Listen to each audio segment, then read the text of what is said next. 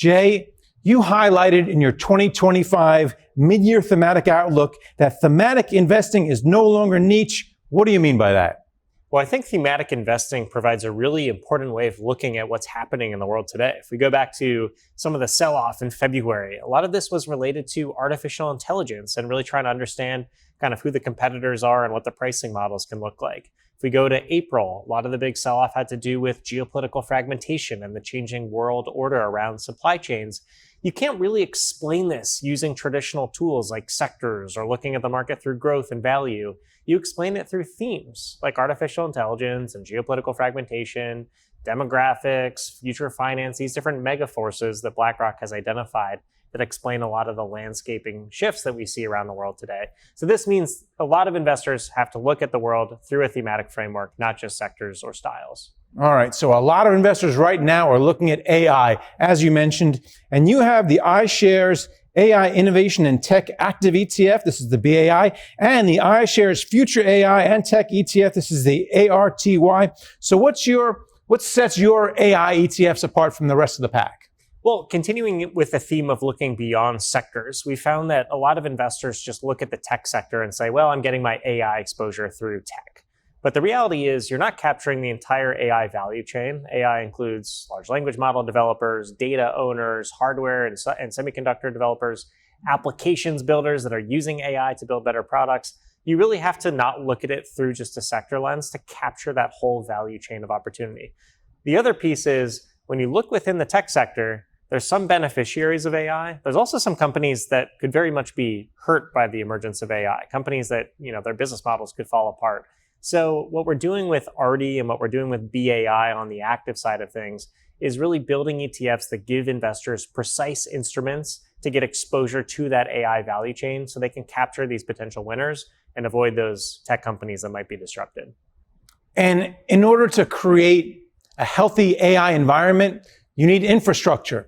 And as luck would have it, perhaps, you have an infrastructure ETF. This is the iShares Infrastructure Active ETF. This is the BILT. Infrastructure, all kidding aside, has been a very popular space, especially among private equity players. Yeah, this is not luck. This was very intentional. We've been identifying infrastructure as a really important component, not just of the AI theme, but also of this theme around geopolitical fragmentation. If you look at the aspirations of the last several presidential regimes, it's about how do we reshore in the United States? How do we build out manufacturing capacity? How do we build more semiconductors? How do we build more cars? How do we generate more power? All of that is part of infrastructure.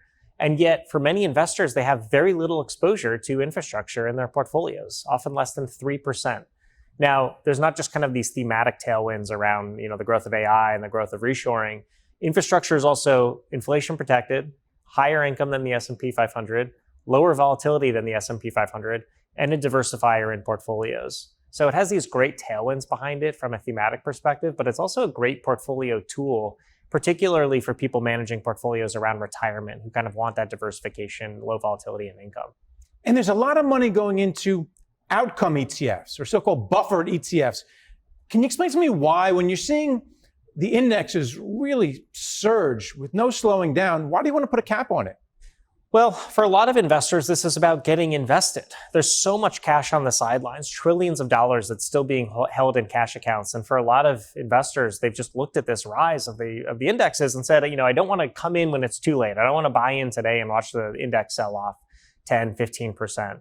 And so one way that people can get invested, but with a measure of protection, is through buffer ETFs. They could buy a fund like ours, like IVVM or IVVB, where you can participate in some of the market upside and also protect against a significant sell-off through the use of option strategies. So in a lot of ways, this is kind of almost a replacement to dollar cost averaging to get people invested faster with guardrails against that sell-off.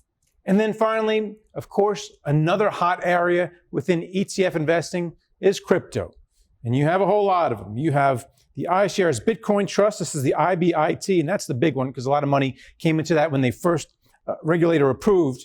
And you also have the iShares Ethereum Trust. This is the ETHA. So where do they fit into a portfolio? Is it in the commodities section?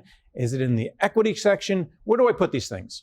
Well, it's important to differentiate between the two. If you're looking at Bitcoin and our ETF IBIT, which is over $80 billion now, the fastest growing ETF of all time, It's really a way to look at a diversifier in a portfolio. Bitcoin behaves very differently from stocks and bonds, but it is very volatile. So what we look at is really a 1 to 2% exposure in a portfolio for investors that are comfortable with adding Bitcoin.